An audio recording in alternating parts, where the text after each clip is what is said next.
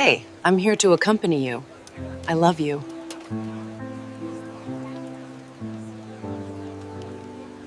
They made her eat outside for her dirty heritage, until a human defied them, sparking outrage. The midday sun bore down mercilessly on the great courtyard of Aranthia Academy. Students sat in shaded alcoves and marble dining halls, laughing and feasting on trays of warm food prepared by the academy kitchens. Everyone except Kayla. She sat cross-legged on the stone steps that led to the refuse yard, balancing a dented metal tray on her lap. The food had grown cold: lukewarm broth, hard bread, and a lump of root mash. The rest of the students dined on roasted meats and fragrant grains. No one had told her to sit here. They never did. But when she had first entered the dining hall 2 years ago, whispers had risen like smoke. Half-blood. Tainted. Dirty. A hand had accidentally spilled soup down her dress. Another had shoved her shoulder until she stumbled into the wall. She had learned quickly that the hall was not for her kind. Kayla was born of a union despised in both worlds. Her father had been human, her mother a Varen, an alien race of lithe, long-lived beings with silvered eyes and pale blue skin. Her mixed heritage was visible in every feature: dusky human tone overlaid with faint bluish undertones, dark hair threaded with metallic sheen, eyes the color of stormlight. To humans she looked too alien, to Varens too human. So she ate outside every day, her back against the wall, watching others from afar. On this day, a voice broke the monotony. "You call this lunch?" He startled. A tall young man stood above her, a tray in hand. His hair was brown and unruly, his skin suntanned, his smile quick. She had seen him around. Joran, one of the human scholarship students. He was known for being clever, reckless, and a little too outspoken. Kayla looked down at her tray. "It's enough." Joran crouched, peering at her food. "That's barely fit for a stray dog. You get this every day." Her silence was answer enough. He frowned, then glanced toward the dining hall. Students were watching. Whispers spread. A few sneers curled lips. One boy even made a gagging gesture. Joran ignored them. "Come on," he said suddenly. "You're eating with me." Kayla stiffened. "I can't. They won't let." "Let? Who's stopping you?" He extended a hand.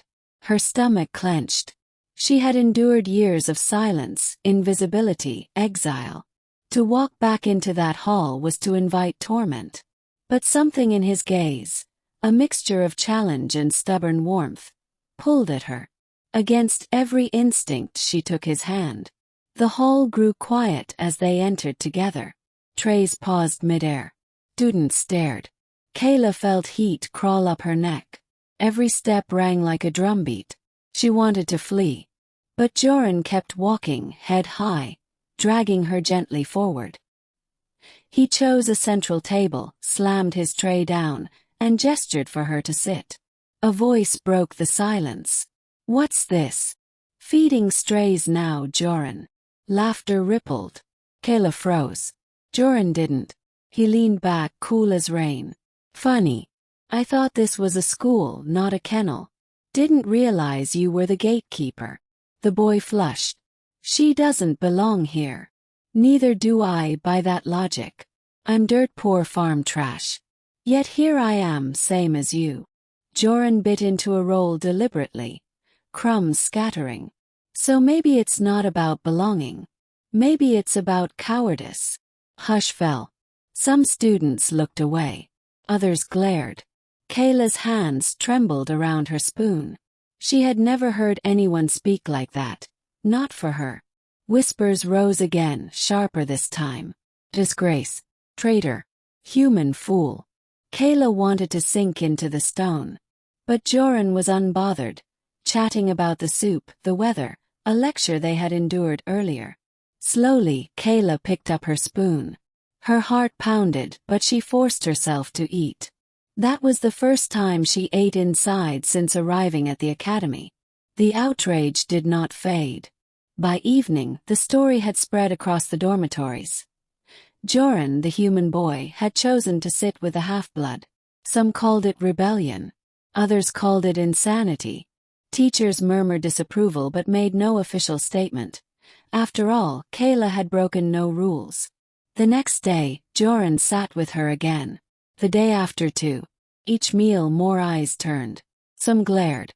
Some whispered. Some grew curious.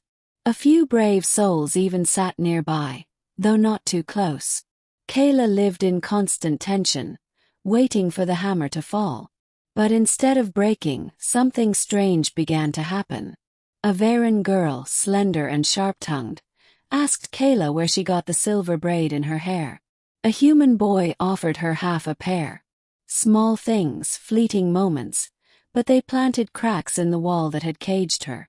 Still, there was resistance. A group of upper-year students confronted Joran one afternoon. "You shame yourself sitting with her," one sneered. "You think you're some kind of hero. She'll drag you down." Joran smirked. "Funny, I haven't noticed my grades collapsing or my legs giving out. Maybe the rot's in your head, not her blood." The boy swung a fist. Joran ducked, laughing, until a teacher intervened. Kayla confronted him afterward, shaken. "Why do you do this? Why risk yourself for me?" He shrugged, wiping blood from his lip. "Because it's wrong what they do.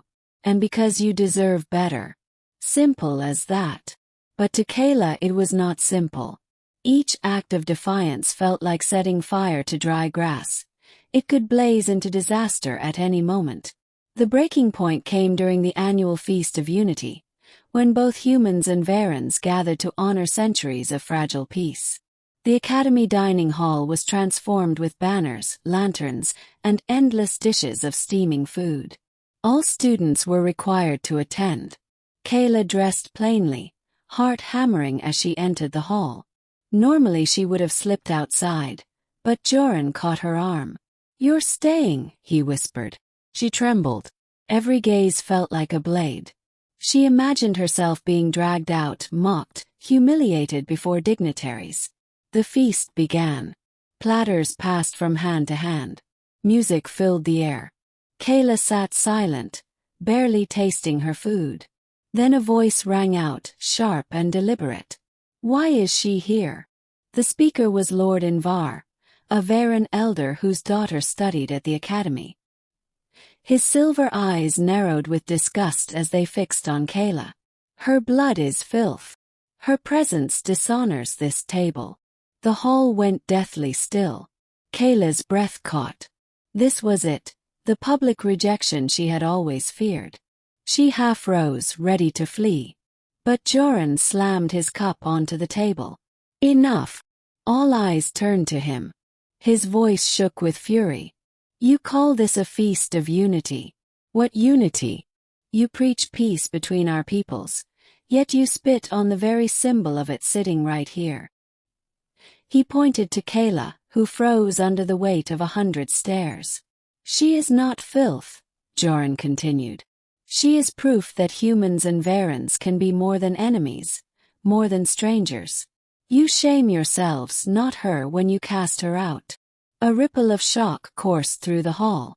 No one spoke to an elder that way. Lord Invar's face darkened. "You dare?" "Yes, I dare." Joran stood, tall and unyielding. "If you want her gone, you'll have to drag me out too. Because I will not sit at a table that rejects her." Murmurs. Outrage. Kayla stared at him, throat tight. No one had ever stood for her so fiercely. Silence stretched. Then, astonishingly, one of the younger teachers rose. "He's right." Another voice followed. "We teach unity yet practice division. Hypocrisy." One by one, students and teachers began murmuring. Some in protest, some in agreement. The hall fractured, voices clashing. Kayla sat frozen, tears stinging her eyes. For the first time, the wall of silence had cracked, not just around her, but across the entire academy.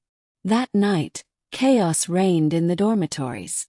Some called Joran a hero, others a fool. Rumors of punishment spread. The Academy Council met in secrecy. Kayla lay awake, torn between terror and wonder. She had lived so long in shadows she had forgotten what it felt like to be seen. The next morning, an announcement rang out. There would be no punishment. The council declared that all students, regardless of heritage, had the right to dine where they pleased. The outrage did not vanish, but a shift had begun. Kayla walked into the dining hall that day, head bowed yet unshaken. Joran was beside her, grinning as always. Few students scowled. Others offered tentative smiles. When Kayla sat down, she realized something profound. She was no longer alone. In the weeks that followed, things did not magically become easy. Prejudice lingered. Whispers persisted. But they no longer had the same power. Joran's defiance had broken the silence. Others began to question the cruelty they had accepted. Kayla found herself laughing more, speaking more. She discovered strength she hadn't known she possessed. And though the path ahead was uncertain, she knew one thing with certainty. She would never again eat outside in the shadows.